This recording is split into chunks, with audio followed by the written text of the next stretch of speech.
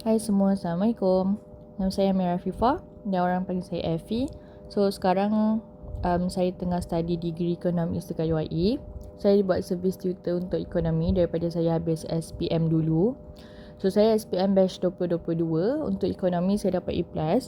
So saya harap video ni dapat membantu korang untuk faham ekonomi dan untuk senang korang buat revision. So semua ilmu ni saya dapat daripada cikgu saya yang ajar saya time SPM dulu, dekat SMKA Kuala Selangor, Cikgu Siti Mazlina. Okay, so cikgu yang ajar saya A to Z everything dalam ekonomi ni. So kalau korang nak tanya apa-apa, korang boleh tanya dekat komen, okay? So ni part 2 untuk trial, untuk part 3 untuk trial KL. Okay, so jom kita buat soalan 21. Jadual menunjukkan fungsi pengeluaran jangka pendek sebuah firma. So fungsi pengeluaran jangka pendek ialah bab 4 form 4. Okay. So dia nak tanya keluaran marginal yang paling tinggi. Okay, so pertama sekali, macam mana nak tahu keluaran marginal dia berapa? Kita kena tahu dulu jumlah keluaran. Okay, untuk tahu keluaran marginal, kena tahu dulu jumlah keluaran. So macam nak kira jumlah keluaran? Jumlah keluaran ialah input berubah darab dengan keluaran purata. Okay, so rasionalnya, kalau korang tak hafal formula, sebab saya pun tak hafal formula, tapi rasionalnya macam mana korang nak faham benda ni? Okay, input berubah tu ialah buruh. Input berubah korang ingat 2B kan? Okay, 2B, buruh dan bahan mentah. Okay, so sekarang input berubah ialah buruh dan bahan mentah. Okay, so saya selalu fikir input berubah ni ialah staff. Fikir sebagai buruh je. Okay, input berubah ni ialah staff. So macam nak baca graf ni, bila staff tak ada, okay, bila kosong staff, so keluaran purata kosong juga. Maksudnya bila tak ada staff, tak adalah produk, sebab tak ada orang bekerja. Okay, bila tak ada staff yang bekerja, tak adalah produk dapat dihasilkan. Okay, tengok bawah pula. Bila ada seorang staff, okay, bila ada seorang staff boleh hasilkan 3 produk. Okay, average. Keluaran purata tu maksudnya secara kasar je. Kita kira purata je. Tak semestinya seorang staff hasilkan 3. Maybe ada staff yang hasilkan lebih, ada staff yang hasilkan kurang. Okay, tapi secara purata bila kira seorang staff hasilkan 3 produk. Okay, and then kalau 2 orang staff hasilkan 4 produk. Okay, kalau 2 orang staff ada 4 produk. So kalau 3 orang staff 5 produk, 4 orang staff 5 produk. Okay, so tu ialah cara nak faham dulu apa kaitan input berubah dengan keluaran purata. Okay, so saya selalu fikir input berubah ialah staff kan. So kosong staff, kosong produk. And then seorang staff dianggap puratanya buat 3 produk. Okay, so sekarang ni kita kena cari, soalan minta keluaran marginal kan. So untuk kira keluaran marginal, kita kena tahu dulu jumlah keluaran. So macam nak tahu jumlah keluaran, buat another column untuk jumlah keluaran. Okay, jumlah keluaran dalam unit lah, unit juga. Okay, so macam nak kira jumlah keluaran ni, formula dia input berubah darab keluaran purata. Okay, so maksudnya staff darab dengan berapa purata produk seorang staff tu boleh buat. So bila tak ada staff, tak ada produk, tak adalah jumlah keluaran. Okay, and then bila seorang staff ada 3 produk, so 1 darab 3 sama dengan 3. And then 2 orang staff buat purata dia 4. So 2 orang staff darab purata 4 produk, so 8. 3, 5, 3, 4, 5, 4 orang staff darab average 5 produk, so dapat 20. Okay, so bila tahu jumlah keluaran, okay, kita boleh kira marginal dia. Okay, marginal tu apa? Marginal tu ialah extra. Okay, marginal tu ialah extra. This one, marginal tu ialah extra. Marginal sama dengan extra. Okay, konsep ni lecturer saya ajar, Profesor Dr. Jarita, ajar saya dalam Principles Microeconomics. Marginal tu ialah extra. Okay, so marginal maksudnya extra. Okey. So macam nak tahu extra tu berapa, kita kena kira dia jumlah keluaran yang bawah tolak yang atas. And then bahagi dengan unit berubah, bawah tolak atas. Okay, boleh faham tak? This one ada dalam formula. Okay. Cuma kalau tak nak tengok formula, kalau tak nak tengok formula, boleh ingat macam nombor bawah tolak dengan nombor atas. Bahagi staff bawah tolak dengan staff atas. So dia sebenarnya macam ni lah. Untuk tahu jumlah keluaran kan, untuk tahu marginal kan, kita kena buat another column lah. Another column, kita buat another column kat sini. Oops, sorry. Okay, kita buat another column. Ni ialah marginal.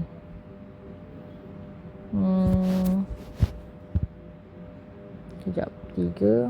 Jumlah keluaran dia kat sini. Okay. 3, 8, 15, 20. Okay. So, saya buat another column. Another column ni kita untuk kira marginal dia. Okay. Keluaran marginal. Marginal tu maksudnya extra. Berapa penambahan produk. Okay. Berapa extra produk. Okay. So, macam nak tahu keluaran marginal. Cara kira dia. Okay. Untuk yang ni, yang contoh kita ambil yang ni lah. Yang input berubah pertama. Okay. So, cara kira dia. Total keluaran bawah tolak atas. Then staff bawah tolak staff atas. Maksudnya 3 tolak 0 bahagi 1 tolak 0. So maksudnya 3/1. Maksudnya 3. Kita tengok yang kedua pula. Yang kedua ni ialah 8 dengan 3 kan. So 8 produk tolak 3 produk bahagi dengan 2 orang staff tolak seorang staff. So sama dengan 5/1. Sama dengan 5. Okay. Next. Sambung lagi 15 dengan 15. Sekarang kita tengah buat yang ni tahu korang. Okay, sekarang ni kita tengah tengok yang ni. 15 dengan 8. 15 dengan 8. Okay, so 15 produk tolak 8 produk bahagi 3 orang staff tolak 2 orang staff. So 15 tolak 8 bahagi 3, 7. Okay. And then last sekali.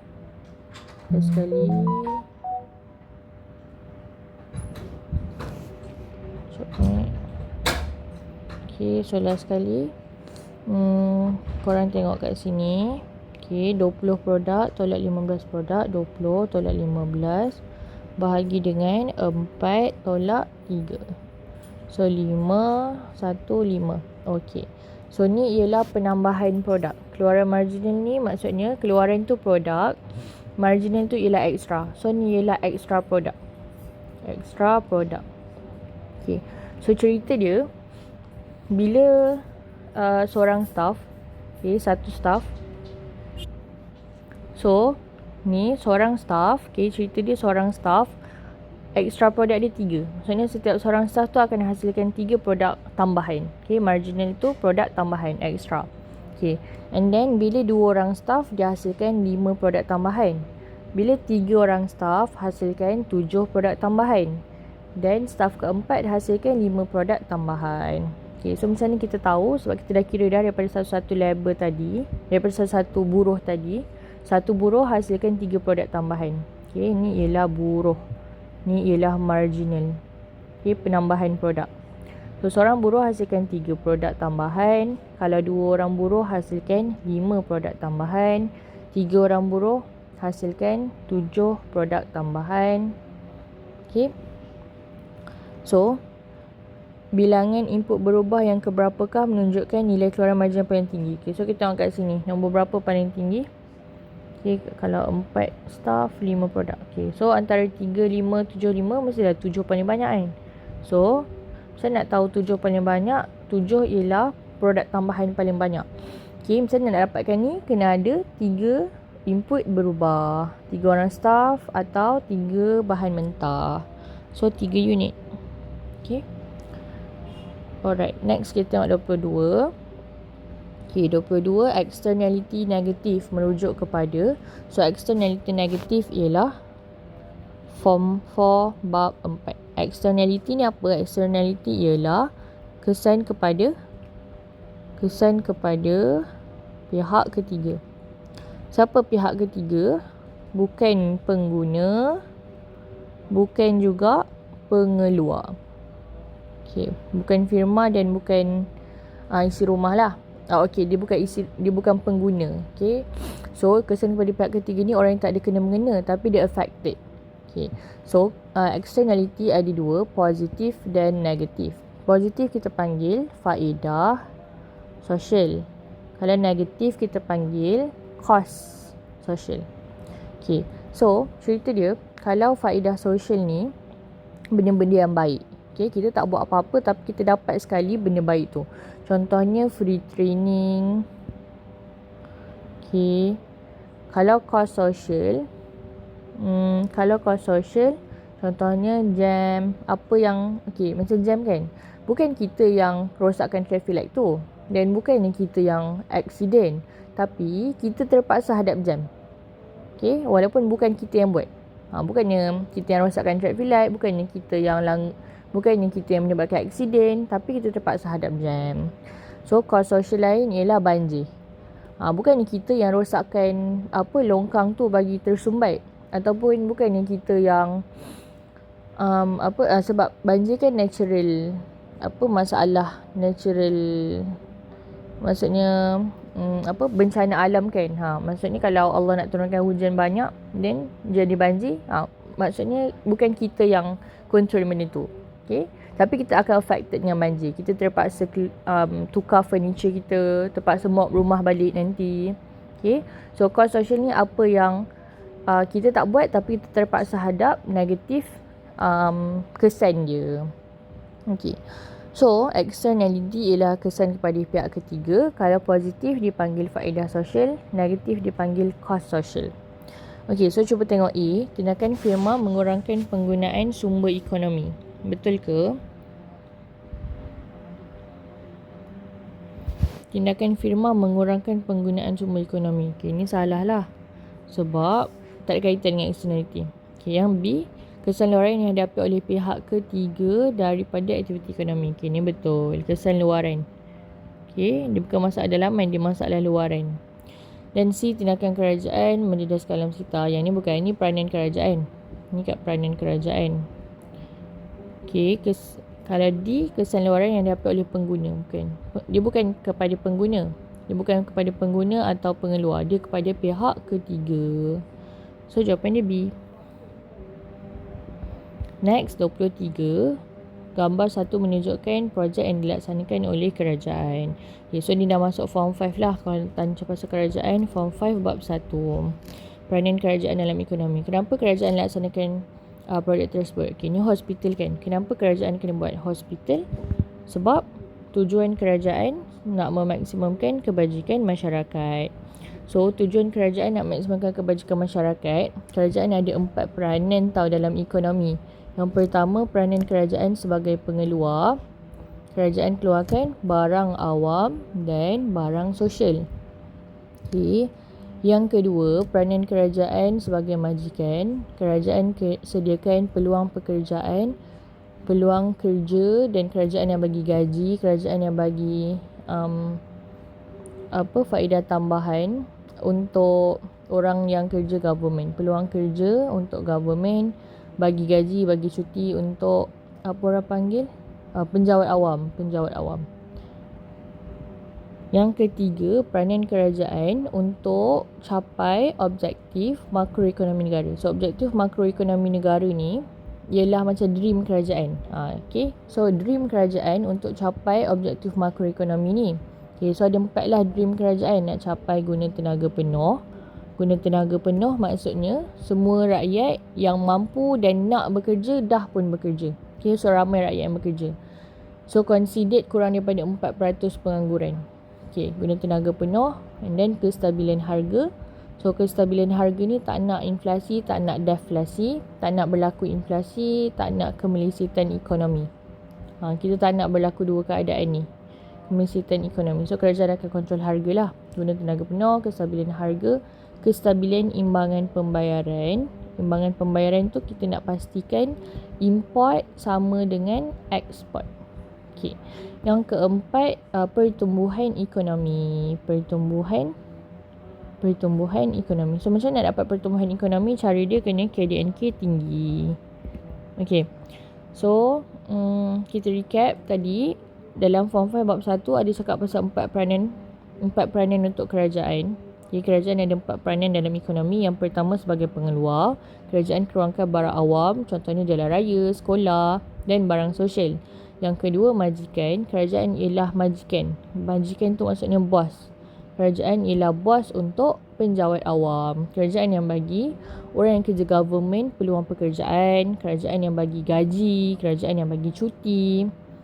Okey, yang ketiga, peranan kerajaan untuk capai objektif makroekonomi negara. So, ni sebagai dream kerajaan. Okay, kita semua ada dream kan, nak straight A, nak dapat dream university. So, kerajaan pun ada dream dia, which is untuk capai objektif makroekonomi. So, dream kerajaan yang pertama ialah dia nak capai guna tenaga penuh. Maksudnya ramai rakyat Malaysia yang bekerja, pengangguran considered less than 4%. Yang kedua, kestabilan harga, tak nak berlaku inflasi, tak nak berlaku kemelisitan ekonomi. Yang ketiga, kestabilan imbangan pembayaran, nak pastikan import sama dengan eksport. Yang keempat, kerajaan nak capai pertumbuhan ekonomi. Okay, macam nak capai pertumbuhan ekonomi bila KDNK negara tinggi. Okay. So, to recap lah. Next, kita tengok 24. Alright, okay. So, ni tak clear sikit. Sebab saya pun ambil daripada saya jumpa kat Telegram. So, ni boleh sekalian baca. Okay, so ni dia tanya pasal objektif makroekonomi. Okay, ni dia tanya pasal objektif makroekonomi. Dia tanya apa yang betul objektif makroekonomi. Yang ni dia tanya pasal strategi. Ni macam cara lah, apa cara dia. Ni lah apa dream kerajaan tu. Okay, yang pertama dia tulis guna tenaga penuh.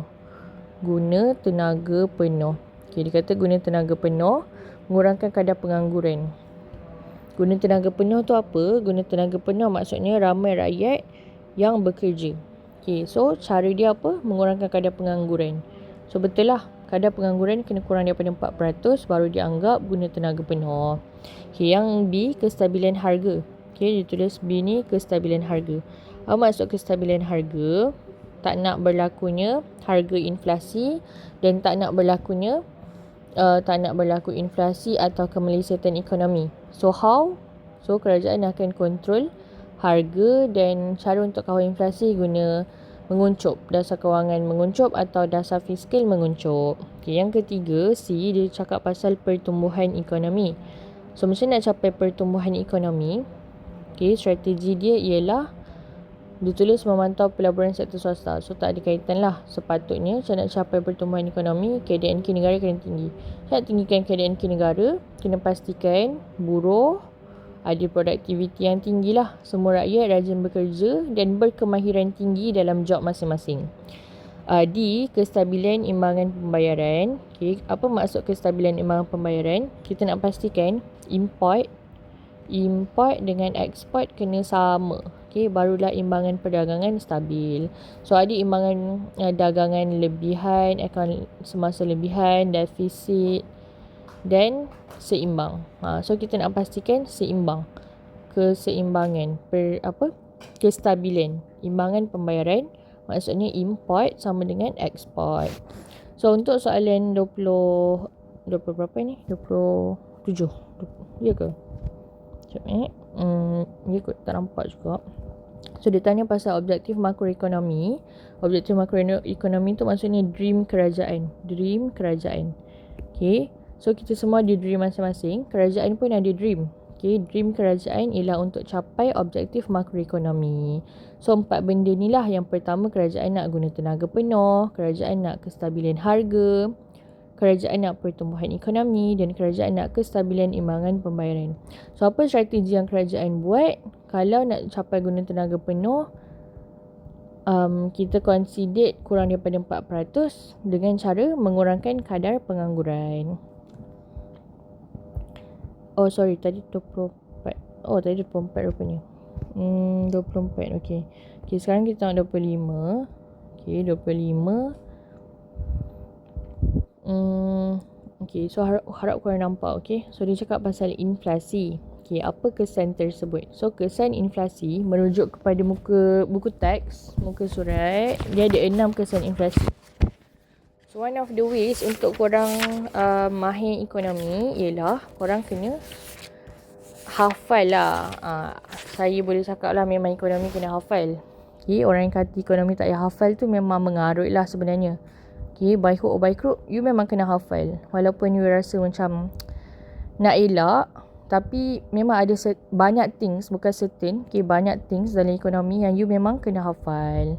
So, benda tak boleh lari lah. Tapi, okay, boleh dimudahkan hafal tu. Okay, so kita tengok. Sekejap Yang keempat, apa kesan inflasi? Pengangguran turun. Okay. Yang kelima, apa kesan inflasi? Ekspor turun. Yang keenam, apa kesan inflasi? Kadar faedah naik. Okay. So, muka surat 31 form 5, kita belajar pasal kesan inflasi. Okay, so kesan inflasi, harga barang RM naik, harga barang naik. Okay, jelas sebab nama pun inflasi. Inflasi takrif dia apa? Kenaikan harga barang secara berterusan. Kenaikan harga barang dan perkhidmatan secara berterusan. Okay. So, yang pertama, kesan inflasi ialah harga barang naik. Yang kedua, tabungan berkurang. Okay, bila inflasi, kos sara hidup kita meningkat kan? Kenapa kos sara hidup meningkat? Sebab harga barang mahal. So, bila harga barang mahal, saving kita akan berkurang. Sebab maybe ada time kita terpaksa ambil saving kita untuk bear the cost of higher cost of living. Ataupun disebabkan higher cost of living, okay, barang semua mahal, gaji kita tu hanya sempat untuk habiskan expenses keperluan. Kita tak sempat pun untuk saving. Okay, yang ketiga, kesan inflasi ialah pendapatan benar menurun. Okay, apa maksud pendapatan benar? Maksudnya dengan gaji yang sama, berapa je barang kita boleh beli. Berapa je barang boleh beli dengan gaji yang ada. Okay. So, pendapatan benar menurun ni maksudnya value of money tu menurun. So, dia berkaitan dengan kuasa belilah. Pendapatan benar ni macam kuasa belilah. Okay. So, katalah kuasa beli menurun. Okay, katalah kan. Bila dulu gaji 3K boleh beli 10 barang. Sekarang gaji 3K juga. Okay, gaji sama. Gaji tak berkurang. Tapi sekarang boleh beli 8 barang je. Kenapa? Sebab kan harga barang makin mahal. So, kita punya barang yang kita boleh beli makin sikit. Itulah maksudnya pendapatan benar menurun. Maksudnya dengan gaji yang kita ada, berapa barang je kita boleh beli tu makin sikit lah. Dulu gaji sama juga. Sekarang gaji sama, dulu pun gaji sama. Tapi dulu boleh beli lagi banyak barang. Sekarang boleh beli sikit je barang. Okay, so pendapatan benar menurun maksudnya sama juga dengan kuasa beli menurun. Ability kita untuk membeli, untuk shopping barang tu berkurang. Sebab gaji kita sama je. Tak menaik, tak menurun. Tapi harga barang makin mahal. So, makin sikit lah barang kita boleh beli. Yang keempat, bila inflasi, pengangguran akan turun. Okay. Kenapa? Sebab inflasi kan harga barang mahal. Bila harga barang mahal, bila jual barang, okay, ramai juga orang tak faham konsep kenapa pengangguran menurun. So, ni macroeconomics lah. So, bila berlakunya inflasi, okay, inflasi kan harga barang mahal kan? Bila harga barang mahal, firma jual barang, firma akan dapat revenue hasil jualan yang lebih lah, hasil yang lebih tinggi. So, bila firma jual barang pada harga yang tinggi, firma akan dapat hasil yang lebih tinggi. Bila firma dapat hasil yang lebih tinggi, untung firma pun meningkat. Bila untung firma meningkat, harga barang makin mahal, hasil makin tinggi, untung firma meningkat. Bila untung firma meningkat, apa firma buat? Firma akan nak tambah lagi franchise. Tambah franchise. Okay, firma nak tambah franchise, nak kembangkan lagi bisnes dia. So, bila tambah franchise ataupun nak besarkan kilang, okay, firma perlu hire lagi ramai staff. So, firma perlu hire lagi ramai staff. So, bila berlakunya inflasi, firma akan hire lagi ramai staff, pengangguran pun berkurang. Okay, yang kelima, ekspor berkurang. Kenapa ekspor berkurang? Okay, konsep dia kenapa ekspor berkurang? Sebab harga barang inflasi kan, harga barang jadi mahal. Okay, so ekspor ni ialah produk Malaysia yang nak dijual ke luar negara. Okay, contohlah kita ambil kereta nasional kita Proton. Bila Malaysia mengalami inflasi, apa jadi kat Proton? Proton jadi mahal. Bila Proton jadi mahal, okay, Proton akan dieksport ke luar negara. Okay, so orang luar negara tak nak beli Proton. Kenapa? Sebab Proton mahal. So permintaan untuk Proton akan menurun. Bila Proton mahal, okay, permintaan untuk Proton menurun lah. Sebab apa? Sebab kurang daya saing di pasaran antarabangsa. So orang akan prefer beli Honda ke, orang akan prefer beli Toyota ke. Okay, kenapa? Sebab Proton mahal. Okay, so korang kena faham ekspor negara berkurang sebab produk lokal kita mahal. Bila produk lokal kita, okay, dibawa ke luar negara untuk targetnya nak bagi foreigner beli. Okay, nak bagi orang luar negara beli. Tapi, diorang tak nak belilah sebab produk kita mahal. Okay. So, yang keenam, bila berlakunya inflasi, kadar faedah naik. Supaya apa? Supaya orang buat loan makin mahal. So, beban untuk bayar, kos untuk meminjam tu lagi tinggi. So, beban makin tinggi.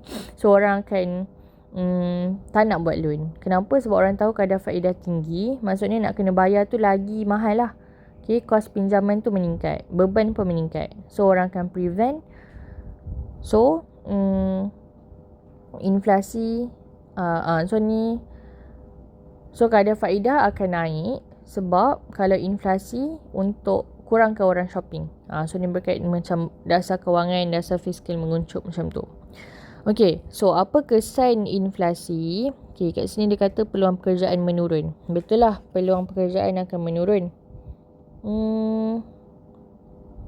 Peluang pekerjaan bertambah.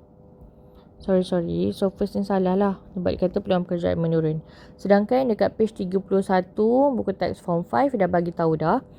Yang poin keempat, bila berlakunya inflasi, kadar pengangguran akan menurun. So, patutnya peluang pekerjaan naik, pengangguran yang turun. Pengangguran turun. Okay, so first ni salah. So, yang ada one, dua-dua salah. Okay.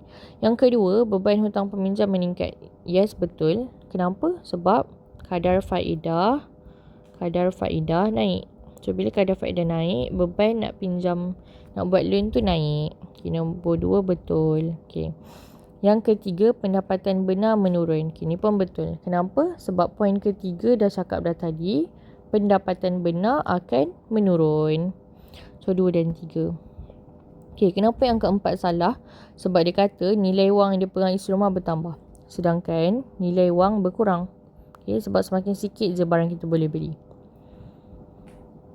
Okey, jom sambung 26. Apa tujuan kerajaan melaksanakan dasar fiskal menguncup? So, dasar fiskal dilaksanakan oleh kerajaan. Okey, kenapa kerajaan buat menguncup? Untuk selesaikan inflasi. So, disebabkan harga barang keep on naik. So, kerajaan kena selesaikan masalah ni dengan cara buatlah dasar fiskal menguncup. So, dalam dasar fiskal dia ada cakap pasal dua benda. Kadar faedah. Lagi satu apa ya? Kadar faedah dengan perbelanjaan kerajaan. Perbelanjaan kerajaan. Okay. So, ya ke kadar faedah? Perbelanjaan kerajaan, kadar faedah. Kejap dasar fiskal kan? Dasar fiskal, dasar kewangan, perbelanjaan kerajaan. Okay, dasar fiskal. Cukai lah, sorry. Kadar faedah dasar kewangan. Okay. So, dalam dasar fiskal, dia cakap pasal cukai dan perbelanjaan kerajaan. Okay. So, untuk selesaikan masalah inflasi, okay, assume je andaian je, bila inflasi maksudnya ramai orang ada duit. Okay, kita assume kat sini ialah inflasi tarikan permintaan. Kenapa inflasi tarikan permintaan berlaku? Sebab ramai shopping. Macam mana boleh ramai orang shopping? So, berbalik kepada inflasi tarikan permintaan, punca dia ada dua. Sama ada pendapatan rakyat bertambah atau penawaran wang dalam pasaran, money in circulation bertambah. Maksudnya bank offer banyak sangat loan. Bank offer banyak loan. Okay, dan ramai orang ambil loan. Okay. Yang ataupun sebab pendapatan bertambah. So, bila berlakunya inflasi, kita assume inflasi tarikan permintaan, ramai akan shopping. Okay, so kenapa ramai shopping? Sebab diorang ada duit. Diorang ada duit lebih. Diorang rasa diorang ada duit lebih. So, macam diorang boleh rasa ada duit lebih? Sebab pendapatan bertambah. Okay, either pendapatan bertambah atau penawaran wang yang bertambah. Okay, so diorang ambil loan lah. Kalau penawaran wang bertambah, diorang ambil loan daripada bank perdagangan. So, pembelah kiri ni, kalau pendapatan bertambah, diorang punya bonus naik. Ataupun diorang naik pangkat. Okay. So, kita assume bila inflasi ramai orang ada duit. Sebab tu orang akan shopping. So, macam mana nak stopkan orang shopping? Cara dia, macam nak stopkan orang shopping ialah, okay, cara nak stopkan orang shopping, mesti, kalau guna dasar fiskal, okay, dasar fiskal, iaitu cukai dan perbelanjaan kerajaan. Okay, macam mana nak settlekan inflasi? Kenalah, yang pertama, kena naikkan cukai. Kenapa kena naikkan cukai? Bila naikkan cukai, pendapatan boleh guna akan menurun. So, bila pendapatan boleh guna menurun, orang akan shopping sikit. So, bila orang shopping sikit, inflasi akan boleh stop berlaku. Okay, yang kedua, perbelanjaan kerajaan. Perbelanjaan kerajaan ni ada dua lah. Pembangunan dan mengurus. Ada yang pembangunan, ada mengurus. Okay. So, kita anggaplah kat sini perbelanjaan kerajaan ialah subsidi. Okay, kita ambil contoh. Dalam perbelanjaan mengurus, ada subsidi. So, bila berlakunya inflasi, okay, inflasi, assume ramai orang ada duit kan. So, cara dia kena kurangkan subsidi. Kerajaan kena kurangkan bagi subsidi. Subsidi tu apa? Subsidi tu ialah government sponsor. Kerajaan sponsor. Bila kerajaan sponsor, maksudnya kita dapat barang tu pada murah lah. Okay, murah. So, bila murah, kita akan beli lebih. So, cara dia, kalau berlaku inflasi, sebab assume ramai orang ada duit, untuk stopkan inflasi, yang pertama kena naikkan cukai, yang kedua kena kurangkan perbelanjaan kerajaan. Okay. So, apa tujuan kerajaan melaksanakan dasar fiskal menguncup? Tujuan dia untuk mengurangkan permintaan agregat supaya orang stop shopping. Okay. So, ni A ialah cara, bukan tujuan. Minta tujuan kan? A ialah cara. Cara dia turunkan cukai dan naikkan Ni cara kalau mengembang. Ni cara kalau mengembang. So, cara kalau menguncup, naikkan cukai dan kurangkan perbelanjaan kerajaan. Okay. So, ni pun cara. Ni cara. Okay. Next, kita tengok 27. Okay. Berikut berkaitan perbelanjaan pembangunan kerajaan. Okay, perbelanjaan pembangunan tu yang mana? Perbelanjaan pembangunan tu untuk majukan negara. Majukan negara. Biar orang nampak negara kita, wow. Okay. So, 27. Pembinaan jalan raya baru. Okay. Sebab kan dia nak bina baru, sebab tu pembangunan. Tapi, kalau dia kata nak baik pulih atau kerja penyelenggaraan, ni ialah dalam perbelanjaan mengurus. Okay, so perbelanjaan mengurus yang prioriti lah. Berbanding pembangunan, perbelanjaan mengurus yang prioriti. Contohnya apa? Bayar emolumen, gaji staff kerajaan, gaji government servant, gaji penjawat awam, dan bagi subsidi, bagi bantuan dekat B40. Okay. So, sekarang ni kita cerita pasal dia nak minta komponen perbelanjaan pembangunan. So, perbelanjaan pembangunan ni ada 4 komponen.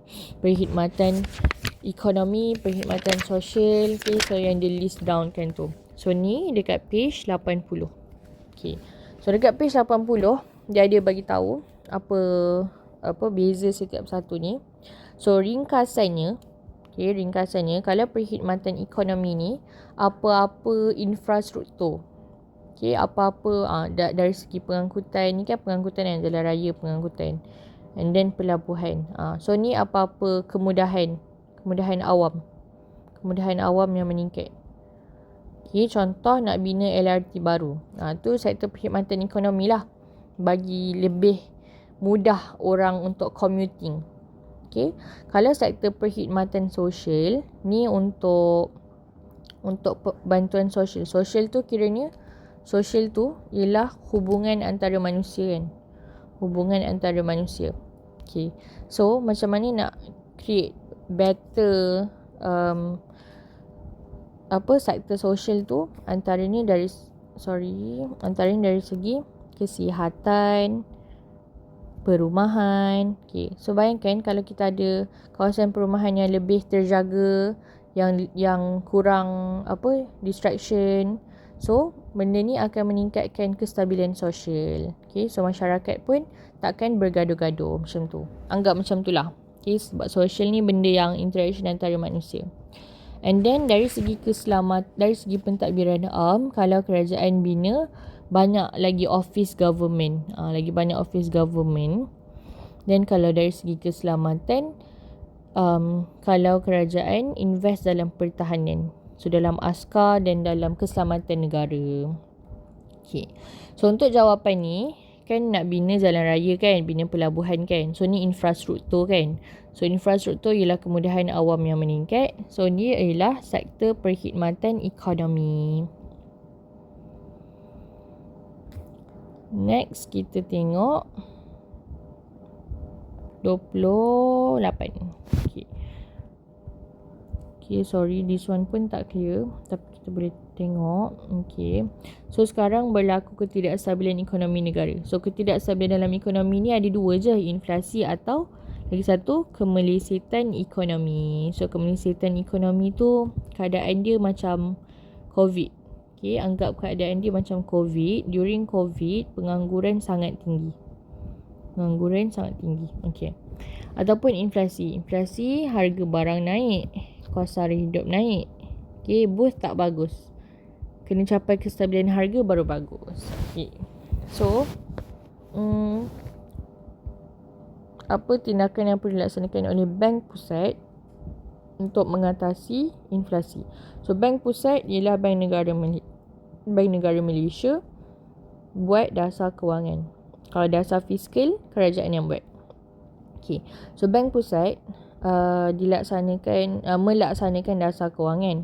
So untuk kawal inflasi, kita buat Bank Pusat akan buat dasar kewangan menguncup untuk kurangkan penawaran wang dalam pasaran. So untuk kurangkan penawaran wang, kena kurangkan, kena buat menguncup. Okay, so tengok ada 3 jenis alat dasar kewangan kat sini. Dia kata nisbah rizab berkanun, syarat sewa beli dan kadar faedah. So nisbah rizab berkanun ni, okay, saya selalu cakap kat student dia lebih kurang macam saving Maybank dekat bank perdagangan. Okay, rizab tu ialah saving Maybank dekat Bank Negara Malaysia. Okay, so apa kaitan dia? Okay, sebenarnya nisbah rizab berkanun ni konsep dia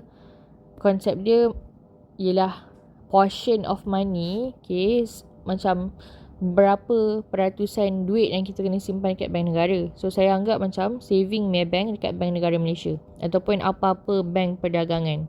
Okay, any bank perdagangan, saving dia dekat Bank Negara Malaysia, kita panggil nisbah rizab berkanun. Okay, so untuk melaksanakan dasar kewangan menguncup, okay, nak kurangkan penawaran wang, apa yang kena buat? Kena naikkan nisbah rizab berkanun, kena naik. Okay, nisbah rizab berkanun kena naik. Kenapa? Sebab okay, secara ringkasnya, nisbah rizab berkanun ni ialah saving Maybank dekat Bank Negara Malaysia. Okay, so kalau Maybank saving Maybank dekat Bank Negara Malaysia banyak, duit Maybank tinggal sikit kan. Okay, kalau saving Maybank kat Bank Negara Malaysia naik. Okay, naik. Kalau nisbah Rizal berkanun naik, maksudnya saving Maybank dekat Bank Negara Malaysia naik. Kalau saving Maybank dekat Bank Negara Malaysia naik, maksudnya Maybank punya leftover money, baki duit Maybank tinggal sikit lah. Kenapa baki duit Maybank tinggal sikit? Sebab banyak yang Maybank dah simpan dekat Bank Negara. So leftover money untuk Maybank sikit. So Maybank jadi miskin.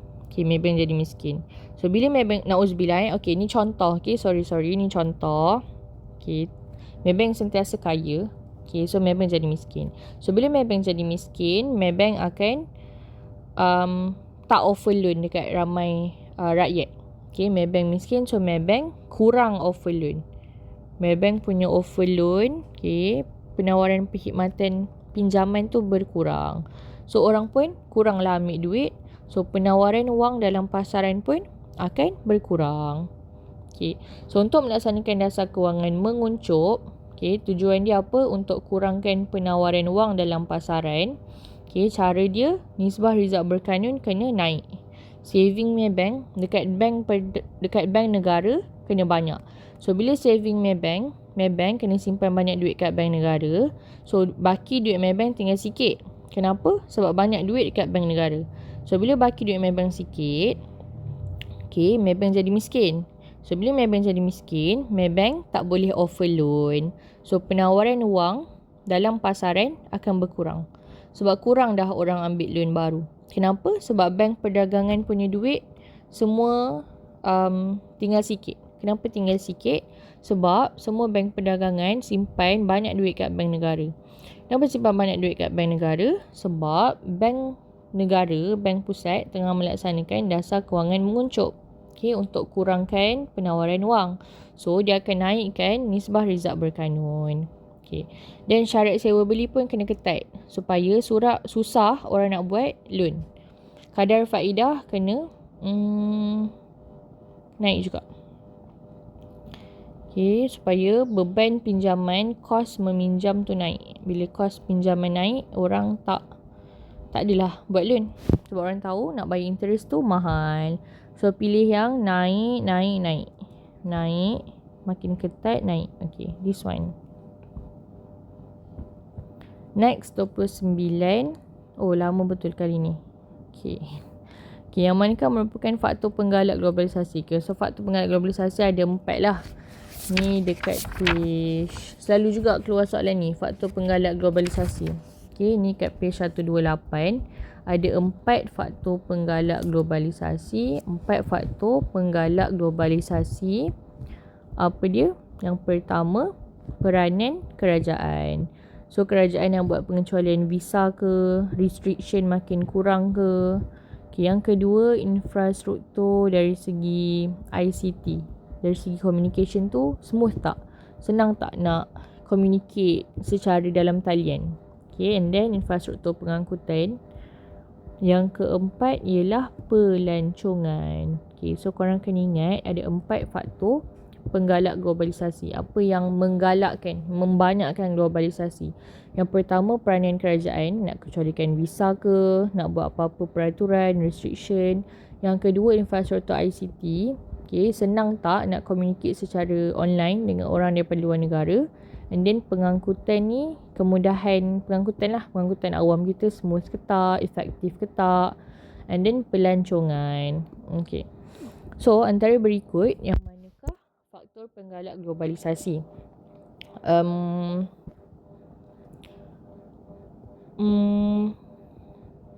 So cari antara 4 ni dulu. Ada ni, pelancongan. So IV confirm betul, either B atau D. And then kewujudan syarikat multinasional, dia tak ada dalam ni. So salah lah nombor 2. Meningkatkan kemahiran modal insan. Yang ni ialah kelebihan perdagangan langsung asing rasanya.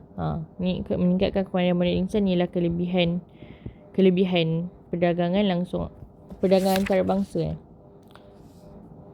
Kelebihan perdagangan kesan positif. Ni kesan positif pelaburan langsung asing. Ni dekat page 134. So tak ada kaitan dengan globalisasi. Globalisasi, apa faktor penggalak dia? 4 ni je. 4 penggalak globalisasi, peranan kerajaan, infrastruktur ICT, pengangkutan dan pelancongan. So, jawapan dia, kalau ekonomi negara semakin liberal tu maksudnya semakin terbuka. Okay, liberal ialah terbuka. So tu kalau orang tu pemikiran terlalu terbuka, kita panggil dia liberal. Okay, so liberal ni ialah terlalu terbuka, open minded. Okay, so baguslah kalau dalam ekonomi kita panggil ekonomi liberal tu benda yang bagus. Sebab kita open je untuk trade dengan negara lain. So yang pertama betul, yang keempat pun betul. Alright. Okay, so last untuk part 3, trial KL. Apa jenis produk yang akan dikenakan sekatan bukan ekonomi? Okay, so dalam perdagangan antarabangsa, okay, page 149 kita belajar pasal perdagangan antarabangsa. Ada belajar pasal sekatan perdagangan antarabangsa. Sekatan perdagangan antarabangsa. Sekatan perdagangan antarabangsa ni ada 6. Yang pertama tarif. Tarif tu ialah cukai untuk barang import. Supaya barang import jadi mahal, supaya orang beli barang lokal. Yang kedua ada subsidi. So subsidi terhadap barang tempatan lah, supaya barang lokal murah. Okay, yang ketiga kuota. Kuota ialah had maksimum. Okay, berapa je barang import yang boleh masuk negara. Okay, yang keempat kawalan pertukaran asing. Kawalan pertukaran asing. Dan yang kelima ada embargo. Embargo larangan ataupun term dia pemulauan. Pemulauan. Macam nak eja? Macam pulaukan produk tu. Okay, sorry. Saya pening. Tak banyak. Embargo, pemulauan ataupun apa orang panggil larangan. Larangan perdagangan. So, dia macam boycott lah. Okay, and then sekatan bukan ekonomi. So, soalan tanya pasal sekatan bukan ekonomi. So, sekatan bukan ekonomi, okay, merujuk kepada sekatan dalam bentuk undang-undang dan peraturan. Okay, apa dia? So, sekatan bukan ekonomi ni, okay, dikenakan dekat 3 benda. Yang pertama, produk yang memudaratkan. Contohnya, kalau buah dan sayur nak masuk Malaysia daripada negara lain, memang kena free chemical. Okay, maybe lah ada chemical sikit kan, tapi kena pastikan elok lah. And then barang yang ada piawai. So ni untuk barang elektrik dan elektronik. Contoh nak guna blender ke, elektronik dan elektrik, kena pastikan selamat digunakan. And then yang lagi satu, produk untuk yang tak ikut kesihatan. So ni untuk ubat. Ubat kan bahaya, sebab itulah KKM akan check dulu ubat yang diimport. So sekatan bukan ekonomi, kita tengok page 149 ni sekatan perdagangan antarabangsa. Tapi pasal sekatan bukan ekonomi dekat page 151. So dekat page 151 dia ada bagi tahu sekatan bukan ekonomi ni ialah peraturan. Okay, untuk barang yang memudaratkan, which is buah dan sayur, barang yang piawai, barang-barang elektrik dan elektronik, dan ubat. Okay. So untuk 30 untuk 30 produk yang membahayakan kesihatan pengguna. Produk yang membahayakan kesihatan pengguna menepati permohonan mutusilin. 30 kan. Sekatan bukan ekonomi. B betul juga, mutusilin, produk yang membahayakan kesihatan pengguna. Apakah jenis produk yang akan dikenakan sekatan bukan ekonomi? Okey, jenis produk. Apa jenis produk? So jenis produk yang akan dikenakan sekatan bukan ekonomi ialah produk yang membahayakan kesihatan lah. Okey, iaitu yang membahayakan kesihatan kalau buah dan sayur tu ada banyak chemical. Okey. So produk yang membahayakan kesihatan pengguna akan dikenakan ialah jenis produk dia. So jenis produk ni yang 3 ni. Apa yang memudaratkan pengguna, yang kena ikut piawai dan ubat. Kalau sirim ni betul, cuma sirim ni ialah bukan jenis produk. Dia minta jenis produk kan. Sirim ni ialah requirement dia. bukan jenis produk, tapi syarat untuk produk tu kena ikut SIRIM. Okay. So ni je untuk part 3 KL, try KL. Nanti kita sambung part 4. Okay, thank you, bye.